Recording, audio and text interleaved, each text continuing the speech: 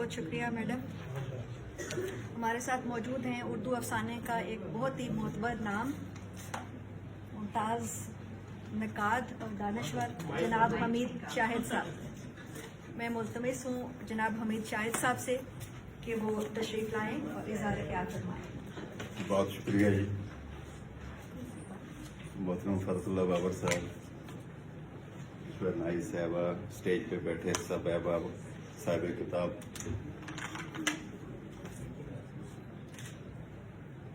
ہے اپنی یہ صلاح کہ سب زائدان شہر اے درد آ کے بیت دستے سبو کریں.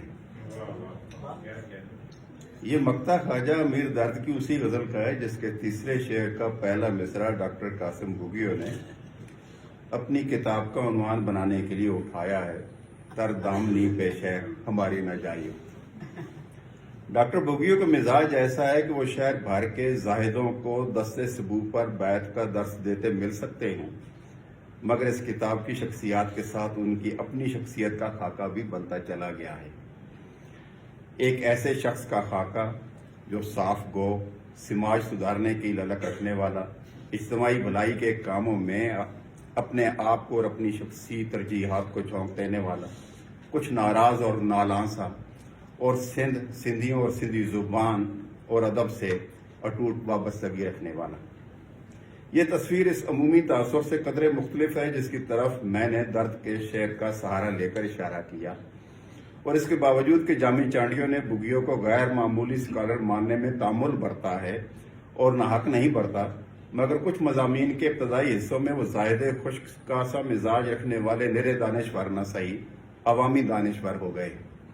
مثلاً وہاں جہاں وہ انسانی سماج میں فکری اور سماجی خدمات کے حوالے سے 3 گروہوں کی نشاندہی کر رہے ہیں، یعنی پہلا راج نظام کا حمایتی اور اس سے مفادات وابستہ کرنے والا، دوسرا اپنے اعلیٰ خیالات میں گم رہنے والا ایسا گروہ جس کی دانائی اور سچائی سماج کی تبدیلی اور بھلائی میں کام نہیں آتی، اور تیسرا رائج اقدار سے بغاوت کرنے اور بہتر انسانی اقدار کو فروغ دینے والا.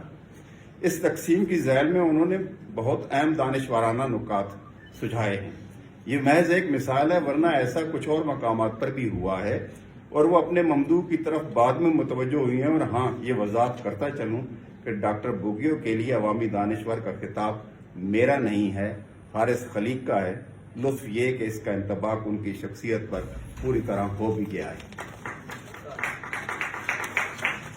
گزشتہ صدی کے آخری دہائی میں مختلف اوقات میں اور مختلف مواقع کے لیے لکھی گئی یہ متفرق تحریریں ایک مزاج کی نہیں ہیں، مگر ایک کتاب میں مدون ہو کر پہلے سندھی میں شائع ہوئیں اور اب کہیں 20-22 برس بعد ساجد سومرو کا اردو ترجمہ مجلس ترقی ادب لاہور نے شائع کیا ہے. ڈاکٹر بھوگیو سندھ میں پیدا ہوئے، وہیں پلے بڑھے، سندھ یونیورسٹی جام شوروں میں پڑھاتے رہے، سندھی لینگویج اتھارٹی کے چیئرمین رہے، UK یونیورسٹی سے جا کے لینگویج اینڈ لنگوسٹکس میں PhD کیا. تو جب PhD کر رہے تھے تو ان کے ذہن میں بھی یہی سندھی زبان چل رہی تھی.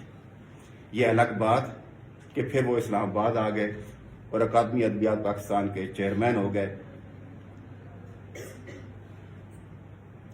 ہوئے کہ زبان اور PhD کا مستحکم حوالہ ان کے لیے میرٹ ہو گیا تھا.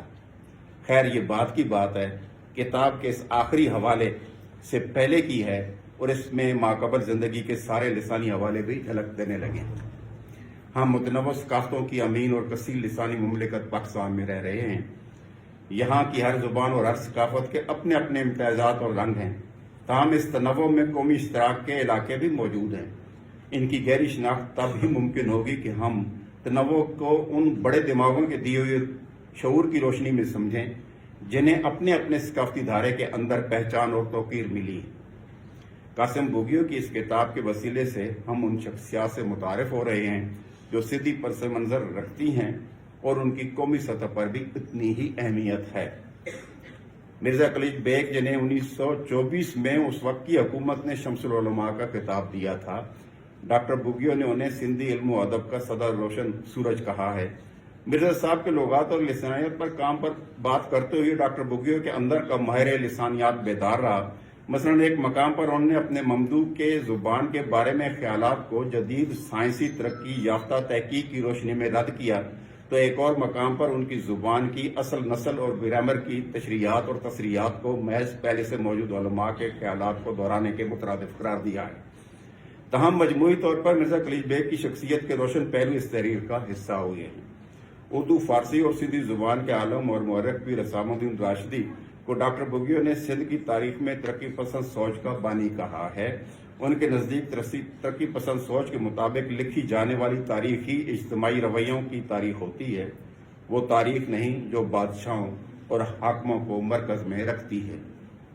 شیخ ایاز سے ڈاکٹر بگیو کی قربت بہت رہی۔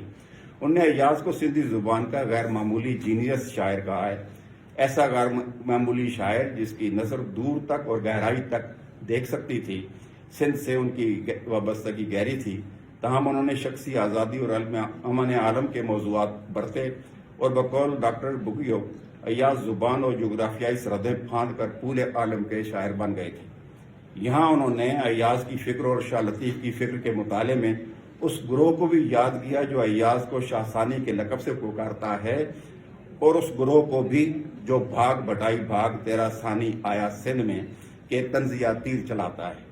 بگیو کا کہنا ہے کہ ایاز اس مذمتی گروہ سے آگاہ تھے مگر بے نیاز رہے اور شاہ لطیف کے ساتھ اپنی فکری تعلق، نسبت اور محبت کو قائم رکھا، حتیٰ کہ ان کی آخری آرام گاہ بھی کراڑ جھیل کے کنارے شاہ لطیف کے قریب بنی۔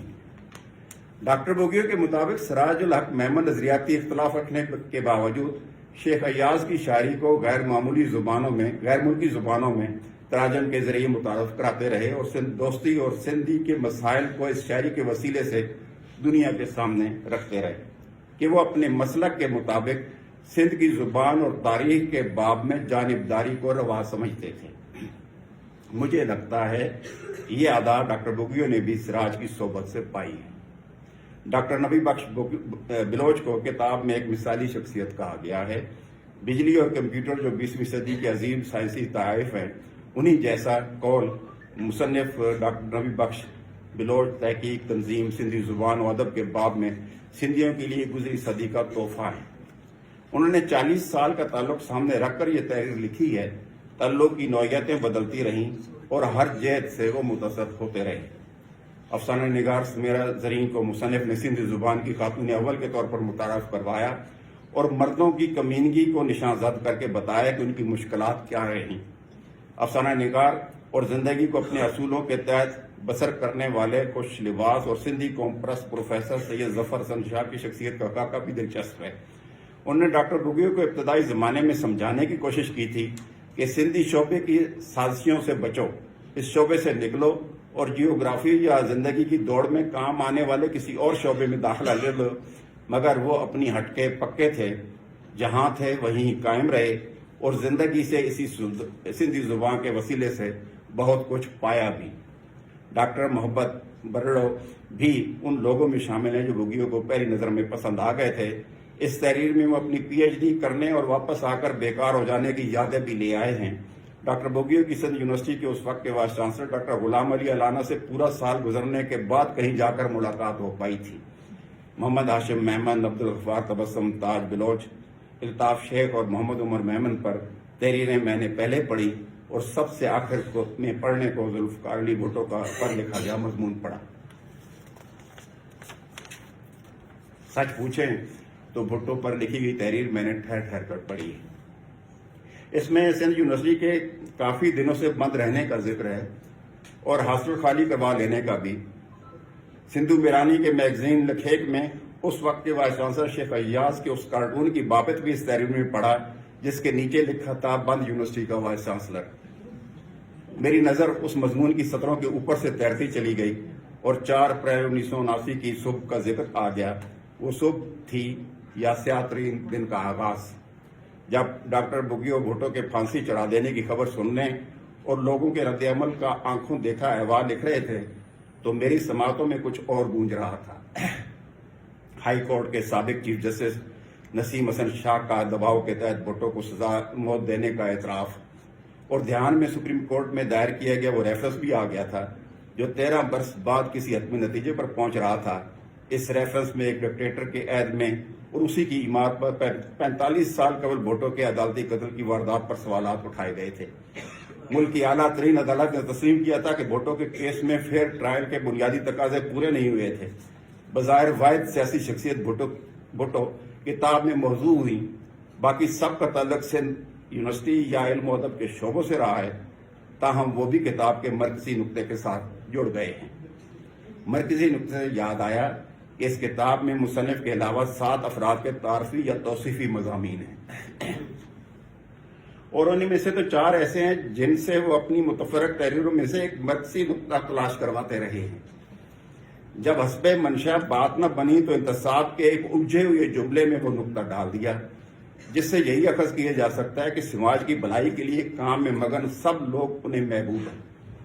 ये नुक्ता बजा मगर इस समाज के अंदर अपनी तहरीरों में समाजी काम का कहने और अपनी दानिश को काम में लाकर रास्ता दिखाने वाले तो शायद बच जाएंगे कि ये मुल्क जिनके कब्ज़े कुदरत में है वो ज़्यादा पढ़े लिखे नहीं हैं, ताहम तब्दीली के लिए जो अमली इक़दाम उठाएगा उसका सोचते हैं तो भुट्टो का चेहरा निगाहों में घूम घूम जाता है। आपका बहुत बहुत